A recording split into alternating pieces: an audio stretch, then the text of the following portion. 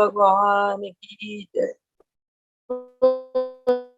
योग योगेश्वर महाप्रभु रामलाल जी, योग मार्तंड कृष्ण भगवान स्वरूप सदगुरु स्वामी देवीदास जी के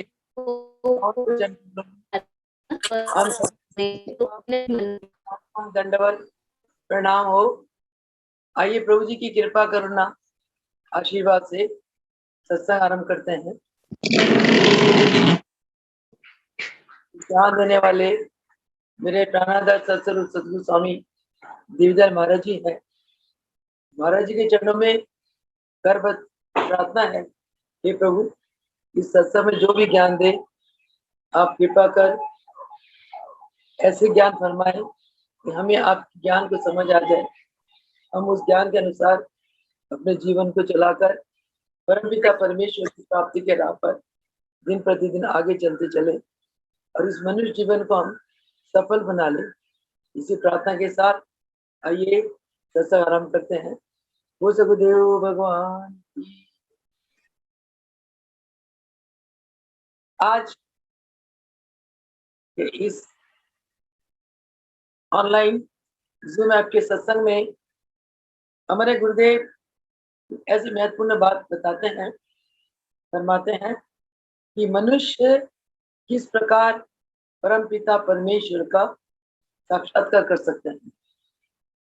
ये मनुष्य जन्म को देव दुर्लभ कहा गया। मनुष्य के जन्म को पाकर अगर हमने परम पिता परमेश्वर को प्राप्त नहीं किया, यानी कि मोक्ष पद को प्राप्त नहीं किया, तो ये मनुष्य जन्म व्यर्थ है। महाराज जी फरमाते हैं 84 लाख योनि के बाद जीव को ये देव दुर्लभ जन्म मिलता है। अगर इस जन्म को पाकर जीव ने अपने आप को नहीं जाना, उसके लिए जीवन पशु समान होता है। महाराज जी फरमाते हैं मनुष्य जन्म पाकर हमें अपने आप को जानना है। मैं कौन हूँ, मैं कहाँ से आया हूँ, मैंने कहाँ जाना है और इस संसार में मैं क्यों आया हूँ, इसलिए आया हूँ। इस बात को जाने बिना जीव अज्ञानता के अंदर में फंसा रहता है। जीव अपने आप को इसलिए नहीं जान पाता क्योंकि जीव सोचता है मैं एक देह हूँ, देह अभिमान में रहता है और वो सोचता है क्योंकि दिखाई इसको क्या देता है, ये देह कार्य कर रहा है, देह ही भोजन कर रहा है, यानी कि भोग भी देह कर रहा है और भी देह कर रहा है। क्योंकि वो अपने आप को देह मान बैठा, इसीलिए जीव सोचता है मैं ही करता हूँ और मैं ही भोगता हूँ। ये जीव का बहुत बड़ी अज्ञानता है। जहाँ जीव अपने आप को मैं मान लेता है, ये उसका अभिमान है। और जहाँ मैं मान लेता है वहाँ अपने आप को भोक्ता भी मान लेता है। इसलिए वास्तव में क्या है, गुरुदेव बताते हैं ये जीव बिल्कुल अकेला है। जीव ये तो कटु सत्य है। ब्रह्म ग्रंथ शास्त्र कहते हैं कि हम संसार में अकेले आए हैं तो अकेले चले जाना है, ये हम सबको पता है। और जो हमारे संसार में आने जाने के बीच का समय है, हम इसको जीवन कहते हैं। ये जीवन को जीने के लिए प्रभु ने हमें बहुत सारे सामग्री दिए। कौन कौन से? अन्न, वस्त्र, धन, भूषण, संपत्ति और परिवार।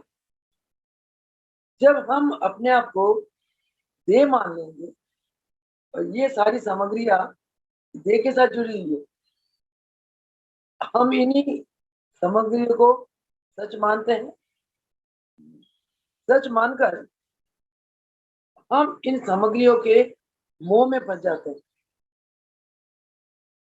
जब तक संसार की इन नाशवान वस्तुओं के प्रति हमारा मोह बना रहेगा, तब तक हम जो हमारी वास्तविक स्वरूप है उससे अनभिज्ञ रहेंगे। सदगुरु फरमाते हैं कि भगवान ने मनुष्य को ना कर्तापन दिया, ना उसको कर्म दिया और ना कर्म फल दिया। मनुष्य को भगवान ने कुछ नहीं दिया, इसीलिए ना वो करता है, ना भोगता है और ना कर्म फल उसने भुगतना है। ना भोग भोगता है, ना कर्म फल भोगता है, ना वो करता है। ये मनुष्य का वास्तविक स्वरूप है। अब इस स्वरूप को कैसे जाने? इस स्वरूप को जाने बिना हम सारे अज्ञानी हैं। तो हमें जो गुरुदेव फरमाते हैं, हमारे अंदर जो ये कर्तापन का जो भाव आता है या भोक्ता का जो भाव आता है, हम कर्म करते हैं, हम फल भुगतते हैं या भोग भोगते हैं, ये जो भाव है ये त्रिगुणी मायामयी प्रकृति करवाती है। प्रकृति के 3 गुण है, सत रज और तम। सद्गुणों में क्या आता है? सोच, संतोष, परोपकारिता, प्रेम, दया, क्षमा। और रजोगुण में आता है मैं ही हूं, स्वार्थ, मेरा स्वार्थ, स्वार्थी होता है। सिर्फ रजोगुण के वशीभूत जीव केवल सेल्फ सेंटर होता है, अपने लिए सोचता है, पर हित में नहीं रहता। और तमोगुण के वशीभूत जीव कहता है मार काटो, दूसरों को दुख दो और अपना सुख की प्राप्ति करो। रजोगुणी जीव तो केवल अपने ही सुख के लिए चिंता करता है, अपने अपने लिए करता है, किसी की चिंता नहीं करता। उसके दिल में किसी के लिए कोई दया भाव या परोपकारिता या निष्कामता कुछ नहीं आता। जो तमोगुणी है वो सोचते हैं अपने सुख के लिए, चाहे मैं दूसरों को दुख भी दे दूं कोई बात नहीं, दूसरों को दुख देकर उसे खुशी मिलती है। ये जो प्रकृति के जो ये 3 गुण है, इस गुणों के कारण जीव प्रकृति के साथ मोहित है, प्रकृति के साथ उसका मोह हो जाता है, इसीलिए वो अपने स्वरूप से अनभिज्ञ है। इसी को अज्ञानता कहते हैं। अगर हमें जब तक अपने वास्तविक स्वरूप, अपना जो आत्म स्वरूप है, भगवान कहते हैं कि जीव कौन है? जीव ब्रह्म का अविनाशी अंश है। जीव असल में शुद्ध, अकेला, निरंजन और मुक्त ब्रह्म है। महापुरुष लोगों को इस बात का ज्ञान हो जाता है, इसीलिए महापुरुष संसार में रहकर वो निर्लेप रहते हैं। वो अपने आप को इतना दिव्य बना लेते हैं, इतना प्रकाशमान बना लेते हैं, इतना सामर्थ्यवान बना लेते हैं कि खुद तो तरे में है, खुद तो समुद्र किनारे है, और भी जीवों को जो समुद्र डूब रहे हैं उनको खींच के बाहर निकाल देते हैं। ऐसे महापुरुष को क्या कहा है? सतगुरु। ऐसे महापुरुष स्वयं दिव्य है, प्रकाश युक्त है, ब्रह्म स्वरूप है और दूसरों को भी उस अवस्था को देने में सक्षम होते, दूसरों को भी मोक्ष बना देते। हमारे मिशन में गुरु है, हमारे योगी गुरु। हम बच्चों को योग का मार्ग सिखाते हैं। वो सिखाते हैं कि बेटा योग का ये साधन है, इस साधन के द्वारा तुम अपने स्वरूप को जान लो, इसी से तुम जीवन मुक्त हो जाओगे। तुम्हें अपनी वास्तविक स्वरूप का पता चल जाएगा योग मार्ग के द्वारा, और इस चोले को छोड़ने के बाद तुम मोक्ष पद को प्राप्त कर लोगे। मोक्षी इंसान जीते जी हो सकता है। कैसे? गुरुदेव फरमाते हैं, जब तुम योग अभ्यास करोगे और अपने वास्तविक रूप में लीन हो जाओगे, अभेद हो जाओगे, तो तुम्हारे अंदर संसार के प्रति आसक्तियां खत्म हो जाएंगी। संसार की वस्तुओं के प्रति आसक्ति खत्म होना ही मोक्ष पद कहलाता है। ये चीज हम जीते जी प्राप्त कर सकते हैं यदि गुरु की कृपा हो जाए और गुरु के द्वारा सिखाए योग साधन को हम जीवन में अपना लें। महाराज जी फरमाते हैं, अज्ञानता अंधकार जो है वो कैसे दूर होता है? सतगुरु की सत्संगति में और गुरु के प्रेमियों के साथ बैठकर सत्संग करने से। महापुरुषों के सत्संग में रहकर जीव के अंदर ज्ञान की किरणें उड़ जाती है और उसके ज्ञानता चली जाती है। भगवान कृष्ण ने भगवत गीता के 6ठे अध्याय में अर्जुन को इसी योग का उपदेश दिया। अर्जुन, योग कर, योग करने से तेरे अंदर जो मोह है, जो संसार के प्रति आसक्ति है, ये सब खत्म हो जाएगी। और हमारे योग योगेश्वर महाप्रभु रामलाल जी, मुकेश्वर भगवान, सदगुरुदेव भगवान जी क्या उपदेश करते हैं कि बेटा आप योग साधन करो, फिर आपको संसार में अपने वास्तविक स्वरूप को जानने के लिए कहीं भटकने की जरूरत नहीं। जो इंसान इधर से उधर भटकता रहता है वो परमात्मा को नहीं पा सकता, ना उसको अपनी वास्तविक स्वरूप का ज्ञान होता है। अपनी वास्तविक स्वरूप को जानने के लिए, यानी कि परमात्मा का साक्षात्कार करने के लिए प्रभु जी फरमाते हैं सदगुरु के शरण में आओ, क्योंकि सदगुरु भगवान मंत्र दिष्टा होते हैं। वो शिष्य के अंदर मंत्र का दान देते हैं और मंत्र का दान देकर उसे योग अभ्यास का ज्ञान देते हैं। शिष्य जब गुरु के दिए हुए मंत्र का अभ्यास करता है वो एक दिन परमात्मा को पा लेता है। महाराज जी फरमाते हैं, गुरु की शरण में आकर जब तुम अपने कर्म के फल को गुरु के चरणों में समर्पित कर देते हो तो तुम्हारा अंतःकरण शुद्ध हो जाता है, यानी कि तुम्हारे अंदर से कर्तापन चला जाता है। जहां कर्तापन चला गया, यानी कि अभिमान चला गया, वहीं तुम्हारे अंदर ज्ञान की किरणें टूट आई। कर्तापन के अभाव से ही हमारे अंदर ज्ञान की ज्योति जग जाती है।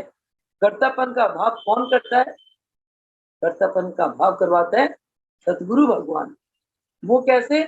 गुरुदेव फरमाते हैं कि तुम जो भी कर्म करते हो गुरु के शरण में आकर उस कर्म का फल गुरु के चरणों में समर्पित कर दो तो तुम्हारे अंदर कर्तापन खत्म हो जाएगा।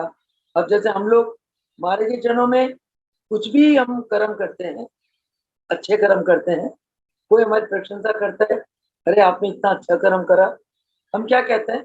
ये सब प्रभु की कृपा से हुआ, ये प्रभु जी ने कराया। क्योंकि गुरु अपने शरण में आने वाले शिष्य के अंतकरण को शुद्ध कर देते हैं।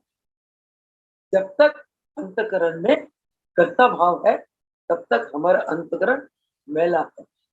जहां कर्ता भाव चला गया हमारा अंतकरण का मैल धुल गया, यानी कि हमारा अंतकरण निर्मल शुद्ध हो गया। और जब हमारा अंतकरण निर्मल और शुद्ध हो जाता है तभी हमें अपनी आत्मा का दर्शन होता है। हम बाहरी रूप से कितना ही पूजा पाठ करें, कितना ही ध्यान भजन करें, कितनी सेवा करें, समाज में कितना हमें मान प्रतिष्ठा मिले, कितनी हम ज्ञानी ज्ञानी हो, अगर हमारा अंतकरण शुद्ध नहीं है तो कुछ भी नहीं। महाराज जी फरमाते एक मन दूध है, एक मन दूध में एक रत्ती संख्या तुम डाल दो, एक रत्ती तो तोला का भी 10वां हिस्सा, एक तोला का भी 10वां हिस्सा, एक रत्ती तुम संख्या पॉइजन जहर एक मन दूध में डाल दो, दूध फट जाएगा। कहते ऐसे ही जीव सारा जीवन धर्म कर्म पुण्य शुभ कर्म करता रहे, अगर उसके अंदर अहम वृत्ति है उसके सारे पुण्य सब समाप्त हो जाते। आप ज्यादा ज्ञानी नहीं हो, आप विद्वान नहीं हो, आपके अंदर कोई गुण नहीं है, कोई सामर्थ्यता नहीं है, परंतु आपका अंतकरण शुद्ध है, निर्मल है, यानी कि आपके अंदर अहम भाव नहीं है, तो आप भगवान के चरणों में आपका स्थान सबसे ऊंचा है। भगवान को यही प्रिय है, जीव का निर्बलता, कोमलता, शुद्धता। जीव अंदर से जितना शुद्ध निर्मल होगा वो उतना परमात्मा के कृपा पात्र होगा। सदगुरु भगवान अपने अपने संस्कारी आत्माओं के कल्याण के लिए इस संसार में आते हैं और संस्कारी आत्माओं को योग का ज्ञान देकर उन्हें उनके सत्स्वरूप के साथ अवगत कराते हैं। अपने शरण में आने वाले शिष्य जब गुरु बना लेते हैं, गुरु से मंत्र ले लेते हैं, मंत्र लेने के बाद शिष्य के दो ही काम रह जाते हैं, दिन रात साधना में जुटो और जो कर्म करो उसका फल गुरु के चरणों में समर्पित कर दो। इस प्रकार करने से गुरु अपने शिष्य को, संस्कारी आत्माओं को, उन्हें उनका सत्स्वरूप का ज्ञान करा देते हैं, उनको इस बात का अनुभूत करा देते हैं कि बेटा तू ब्रह्म है, शरीर तो नश्वर है, ये शरीर आज है कल नहीं है, परंतु तू ब्रह्म है, तेरा कोई विनाश नहीं, तू शाश्वत है, तू अजर है, तू अमर है। इस बात का बोध सदगुरु अपने शिष्य को करा देते हैं। तभी जो गुरु के समर्पित शिष्य होते हैं वो बिल्कुल निर्भय होते हैं। और महाराज जी फरमाते हैं जो निर्भय है, जो अंदर से शुद्ध है वही निर्भय होगा। जो निर्भय हो है उससे पाप कर्म कभी नहीं होता। पाप कर्म जीव से होता है जब जीव के अंदर भय रहता है, तो डरता रहता है, डर के कारण उसे पाप कर्म हो जाते हैं।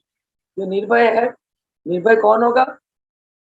जिनके अंतकरण में कोई मैल नहीं, जो अंदर से शुद्ध निर्मल है, जो अंदर से मैला है, जिसके अंदर अहम है, मोह है, लोभ है, जिसका अंतकरण मल विक्षेप आवरण के पर्दे ढका हुआ है, वो हमेशा डरते रहेंगे, भयातु रहेंगे, उन्हीं से पाप कर्म होता है।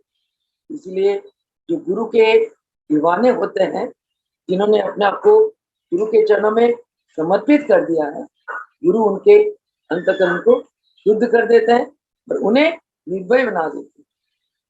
अब महर्षि पतंजलि जी ने परमात्मा को प्राप्त करने के लिए योग के 8 सोपान निकाले। बहुत वर्ष उन्होंने जंगलों में जाके तप किया, तप करके उन्होंने योग के 8 अंग निकाले हैं और उन्होंने अनुभूत करा इन अंगों में हम स्टेप पर जगह चलते हैं, स्टेप पर इन अंगों का अभ्यास करते हैं, एक दिन हमें परमात्मा का साक्षात्कार हो सकता है। वो अंग कौन कौन से हैं? महर्षि पतंजलि के अष्टांग योग को हमारे गुरुदेव महाप्रभु रामलाल जी ने माना, इनका अभ्यास करा, अभ्यास करके जन जन तक अष्टांग योग सिखाया। महाप्रभु रामलाल जी अष्टांग योग के स्वामी हुए। महावतार बाबा के चरणों में जब पहुंचे सुमेरु के उच्चतम शिखर पर, महावतार बाबा ने रामलाल प्रभु जी को अष्टांग योग की सिद्धि कराई 6 मास के अंदर। आइए हम जाने अष्टांग योग कौन कौन से है। और जो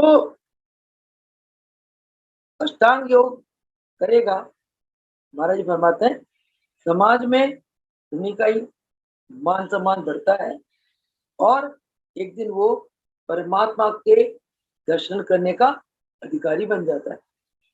अष्टांग योग करे बिना, भाई फरमाते हैं, जीव परमात्मा का दर्शन करने का अधिकारी नहीं बनता और ना समाज में उसको मान प्रतिष्ठा मिलती है। आइए देखें अष्टांग योग कौन कौन से है, यानी कि योग के 8 अंग। योग के 8 अंग महाराज फरमाते हैं, यम, नियम, आसन, प्राणायाम, प्रत्याहार, धारणा, ध्यान, समाधि। समाधि के बाद फिर जीव परमात्मा के दर्शन करने का सक्षम हो जाता है। अब आइए हम जाने यम क्या है, यम के कितने भाग है। गुरुदेव फरमाते हैं यम के 5 भाग है। सत्य, सच बोलो, अहिंसा, द्वेष नहीं करो, अस्तेय, चोरी मत करो, अपरिग्रह, अननेसेसरी वस्तुओं को कट मत करो, और ब्रह्मचर्य, अपने वृत्तियों को ब्रह्मकार में रखो। ये यम के 5 अंग है। इसके बाद आता है नियम, शौच, शुद्धि, तन की शुद्धि, मन की शुद्धि, संतोष, हमेशा शांत रहना, संतुष्ट रहना अंदर से, हे प्रभु तेरा भाना मीठा लागे, तूने जो भी दिया हम संतुष्ट है, जिस हाल में रख रहा है हम संतुष्ट है। संतोष, सोच, संतोष। तप, तप का मतलब ध्यान में बैठना, योग करना, पूजा पाठ करना, सत्संग में बैठना, ये सब तप है। फिर आता है स्वाध्याय। नियम में स्वाध्याय का मतलब स्व का अध्ययन, अपने बारे में चिंतन करना और ईश्वर के प्रति अथाह प्रेम, ये यम और नियम। हमारी फरमाते हैं कि योग मार्ग में आने के पहले हमें यम नियम का पालन करना चाहिए। जितने महापुरुषों ने योग करा, योग से पहले उन्होंने यम और नियम का पालन किया। हमारे फरमाता है कि जो यम नियम का पालन करता है वो योग करने के लिए, योग करने का अधिकारी बन जाता है, क्योंकि यम नियम से जीव की जो अंतःकरण है वो शुद्ध हो जाती है। जब तक हमारा अंतःकरण शुद्ध नहीं है तब तक हम योग मार्ग के अधिकारी नहीं बन सकते। जब गुरु का नाम ले लिया, और तभी तो कहते हैं कि पूर्ण गुरु के शरण में जाने से वो सेवा देकर, प्यार देकर, आशीर्वाद देकर, प्रसाद देकर हमें यम नियम की सिद्धि करा देते हैं। यम नियम की सिद्धि गुरु के बिना असंभव। गुरु अपनी कृपा से शिष्य को यम नियम की सिद्धि करा देते हैं, क्योंकि जब हम गुरु के शरण में जाते हैं हमारे अंदर गुरु के चरणों के प्रति एक समर्पण भाव आता है। इसी समर्पण भाव से यम और नियम की सिद्धि हो जाती है। गुरु के शरण में जाने से हमारे अंदर कर्तापन का अभाव हो जाता है, भोक्तापन का अभाव हो जाता है, क्योंकि हर कर्म में, हर कार्य में हम ये कहते हैं प्रभु जी ने कराया, उनकी कृपा से हुआ, उन्होंने कराया। ये क्या चीज है? ये एक शिष्य तब बोलता है जब उसके अंदर अहम खत्म हो गया, और जहाँ अहम खत्म हो गया तो वहीं उसका अंतःकरण शुद्ध हो गया। यम और नियम का जो पालन है, ये हमारे अंतःकरण का शुद्ध होता है। इस पालन से अंतःकरण शुद्ध होता है, और अंतःकरण जो जिसका शुद्ध हो गया वही योग करने का अधिकारी है। इसलिए पुराने जमाने में गुरु लोग शिष्य को जब नाम देते थे और शिष्य को गुरुकुल में रखते थे, उन्हें यम नियम का उपदेश करते थे और उनके द्वारा यम नियम का पालन कराते थे। तीसरा अंग है आसन। आसन के लिए ग्रंथ में क्या लिखा हुआ है? स्थिर सुखम आसनम। एक ऐसा शरीर का ऐसा पोस्चर जिस पोस्चर में आप घंटों बैठ सकते हो, उसको आसन कहते हैं। पद्म आसन है, पद्म आसन लगा लो। अगर आप इसमें घंटों बैठ जाओ तो ये आपके लिए सिद्ध आसन हो गया। उसी प्रकार भिन्न भिन्न प्रकार के आसन है, जिन आसनों के द्वारा हमारा शरीर स्थिर हो जाता है, और जब और स्थिर होकर शरीर को सुख मिलता है। शरीर के वो पोस्चर्स जिन पोस्चर से हमारे शरीर को सुख मिलता है, हमारे शरीर को स्थिरता मिलती है, उसको आसन कहते हैं। तो आसन करने से हमारा मन स्थिर हो जाता है। इसीलिए परमपिता परमेश्वर को पाने के लिए, क्योंकि मन की स्थिरता बहुत जरूरी है, ये मन स्थिर होता है जब हमारा शरीर स्थिर हो जाता है। उसके बाद महाराज जी फरमाते हैं, आप जब नित्य प्रति आसन करते रहोगे, आपकी मन की चंचलता खत्म हो जाएगी और आपका मन एकाग्रित हो जाएगा, और आपको ईश्वर प्राप्ति में सहायक होगी। तभी मैं आपको रोज प्रेरणा देती हूँ कि आप सभी लोग जूम ऐप में आओ, जूम क्लास में आओ, आकर सुबह 6 से 7:20 तक जो क्लास होती है उसको अटेंड करो। उसके बाद एक छोटा सा भजन होता है, भजन सुनो ना सुनो तो फर्क नहीं पड़ता, परंतु पहली और दूसरी मीटिंग जो 40-40 मिनट की है आसन और प्राणायाम की, वो आप जरूर करो। उसके बाद नासिका द्वार में बादाम रोगन या घी डालो, हल्का गर्म करके गाय का मेडिकेटेड। उसके बाद मोटी इलायची के पानी का जलक्रिया, जलपान और गजगरनी करो। ये चीज रोज करो, तभी आप ये कोरोना जैसे महामारी से आप लड़ पाओगे। और क्या, इस महामारी से लड़ने के लिए आपकी इम्यूनिटी पावर स्ट्रांग होना चाहिए। इम्यूनिटी पावर कहाँ से मिलती है? आसन से, प्राणायाम से, शुद्ध भोजन से और ध्यान से। ध्यान योग सुबह शाम कम से कम आपको 1-1 घंटा ध्यान में बैठना चाहिए। इससे आपके शरीर में एक ऐसी पावर आ जाएगी कि वो पावर कोरोना जैसे महामारी का मुकाबला कर लेगी। तो सुनने को आया कि 8-10 साल में कोरोना से ही कोई भयंकर महामारी आ रही है। उस महामारी से वही लड़ पाएंगे, उस महामारी का वही आत्माएं मुकाबला कर पाएंगी जिनकी इम्यूनिटी पावर स्ट्रांग होगी। इम्यूनिटी पावर स्ट्रांग करने के लिए नित्य प्रति सुबह शाम 1-1 घंटा कम से कम ध्यान में बैठो, नित्य प्रति क्रियाएं करो और नित्य प्रति आसन और प्राणायाम करो। फिर आपको कोई डर नहीं। जब तक आयु है, श्वास है, तब तक आप सुखी और आनंदित जीवन जियोगे। इसके बाद आता है तीसरा अंग है, चौथा अंग है प्राणायाम। यम नियम आसन प्राणायाम। प्राणायाम इसको कहते हैं कि श्वास प्रश्वास की गति को रोकना, श्वास प्रश्वास की गति को रोकना और लंबी ले जाना। इससे क्या होता है? प्राणों का नियंत्रण होता है, और प्राणों के नियंत्रण से हमारा मन नियंत्रित हो जाता है, मन हमारा एकाग्रित हो जाता है, मन स्थिर हो जाता है। भगवान को पाने के लिए मन का स्थिर होना बहुत जरूरी है। और क्या, प्राणायाम से हमारे मन के विकार सभी समाप्त हो जाते हैं, मन के विकार दूर हो जाते हैं प्राणायाम से। तो इसीलिए मन के दोष दूर करने के लिए योगी गुरुओं ने, महापुरुषों ने बार बार प्राणायाम के अभ्यास के लिए जोर दिया।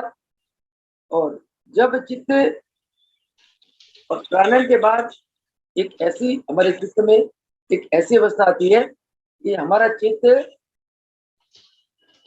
इंद्रियों के द्वारा विषयों का भोग त्याग देती है। यानी कि जब आप यम नियम आसन प्राणायाम करोगे, आपकी चित्त के अंदर एक ऐसी वृत्ति आ जाएंगी कि आपको आंखों से भोग भोगने का दिल नहीं करेगा, कानों से भोग भोगने का दिल नहीं करेगा, जुबान से नहीं करेगा, नाक से नहीं करेगा। यानी कि आपकी इंद्रियां अपनी अपनी विषयों से हट जाती है। जैसे एक रानी मक्खी कहीं बैठ जाती है और उसके पीछे पीछे बाकी मक्खियां भी आ जाती है, उसी प्रकार जब चित्त विषयों को त्याग देता है तो इंद्रियां अपने आप संयमित हो जाती हैं। इंद्रियां भी अपने अपने भोगों को त्याग देती है। उससे योगी को एक ऐसी अवस्था आती है, जिस शांत अवस्था आती है, जिस अवस्था को कहते हैं प्रत्याहार। आजकल जैसे कोरोना काल में आप लोग घरों में बैठे हो और घरों में बैठकर आपको बस एक सत्संग अच्छा लगता है या आध्यात्मिक पुस्तक पढ़ लो, वो अच्छा लगता है। मुझे नहीं लगता कि आपको घूमने फिरने का दिल करता होगा या टीवी देखने का दिल करता होगा, कोई सीरियल देखने का दिल करता होगा, गप्पे मारने का दिल करता होगा। तो यानी कि आपके चित्त ने इंद्रियों के विषय को त्याग दिया, आपका मन कैसा हो गया? आपका मन शांत हो गया। ये मन का जो शांति है, ये परमात्मा को पाने के लिए एक बहुत महत्वपूर्ण बात है। जब चित्त विषय के भोगों को त्याग देता है, वो चित्त शांत हो जाता है। परमात्मा को पाने के लिए चित्त की शांति अत्यंत आवश्यक है। इसको कहते हैं प्रत्याहार। ये अष्टांग योग का 5वां पार्ट है। यम नियम आसन प्राणायाम प्रत्याहार। प्रत्याहार का मतलब जब चित्त इंद्रियों के विषयों को त्याग देता है, उसकी इंद्रियां शांत हो जाती है। इंद्रियों के शांत होने से चित्त शांत हो जाता है। इस अवस्था को क्या कहते हैं? प्रत्याहार। इसके बाद क्या है कि बार बार महाराज जी फरमाते हैं, ध्यान लगाने के लिए मन को किसी एक स्थान पर एकाग्रित करो। कहाँ का करो? या तो कंठ में एकाग्रित कर लो, या नासाद्वार में एकाग्रित कर लो, या आज्ञा चक्र में एकाग्रित कर लो, या नाभि चक्र में एकाग्रित कर लो। चित्त वृत्तियों को अंतर्मुखी ले जाओ। अंतर्मुखी ले जाकर किसी भी एक स्थान की तरफ वृत्तियों को स्थिर रखो। किसी भी स्थान पर स्थिर रख दो। उसको क्या कहते हैं? धारणा। ये अष्टांग योग का 6वां पार्ट है, धारणा। धारणा का मतलब चित्त वृत्तियों को या नासिका के अग्रभाग या कंठ में या हृदय कमल में या नाभि के स्थान पे कहीं भी चित्त की वृत्तियों को स्थिर कर लो। इसको कहते हैं धारणा। धारणा भी भगवान को पाने के लिए अत्यंत आवश्यक है। और जब हम आज्ञा चक्र में चित्त की वृत्तियों को एकाग्रित करते हैं, तब क्या होता है? हम शरीर से अपने पिंड देश से ब्रह्मांड में चले जाते हैं। प्रत्येक मानव के मस्तक में ब्रह्मांड है, विशाल आध्यात्मिक देश है। जब आप धारणा करते हो, धारणा के दौरान आपकी वृत्तियां पिंड देश से हटकर कहाँ चली जाती है? सूक्ष्म ब्रह्मांड में चली जाती है। ब्रह्मांड में किसी भी एक स्थान पर आप स्थिर हो जाते हो और वहां आपको सुख मिलता है, आनंद मिलता है। जब एक ब्रह्मांड में किसी भी एक स्थान पर शून्य चक्र ले लो या आज्ञा चक्र ले लो, महाराज जी हमें नामदान देते हुए आज्ञा चक्र का उपदेश करते हैं। आज्ञा चक्र या शून्य चक्र में आप रुक जाओ, रुक कर वहां आनंद लो, घंटों तक उसी स्थान का आनंद लो। ब्रह्मांड में ऐसी अवस्था को क्या कहते हैं? ध्यान। जिस अवस्था में आपके प्राणों का समप्रभा होता है, प्राणों का समप्रभा का नाम है ध्यान। क्योंकि इस अवस्था में आपका मन एक बिंदु पर स्थिर होकर महासुख आनंद को प्राप्त करता है। उसके बाद आप ध्यान करते चलो। ध्यान करते करते क्या होता है? जो ध्यान करने वाला यानी कि ध्याता और ध्यान मतलब जिस शक्ति के द्वारा हम ध्येय तक पहुंचते हैं, तो ध्येय कौन? हमारा इष्ट। ये तीनों का एक ही शब्द है, त्रिपुटी। ध्यान करते हुए क्या होता है? ध्याता जो अभ्यास करने वाला, ध्यान जिस शक्ति के द्वारा वो अभ्यासी ध्येय तक पहुंचना चाहता है, और ध्येय जिस अवस्था में अभ्यासी का यानी कि ध्याता, ध्यान और ध्येय एक अवस्था में आ जाती है, एक लाइन में आ जाती है, इसको कहते हैं त्रिपुटी। जब अभ्यासी को ये त्रिपुटी की अवस्था प्राप्त होती है, तो इस अवस्था में वो अपना देह ध्यास भूल जाता है। ध्यान ध्याता अपने को भूल जाता है, देह में स्थित हो जाता है। इसको कहते हैं समाधि।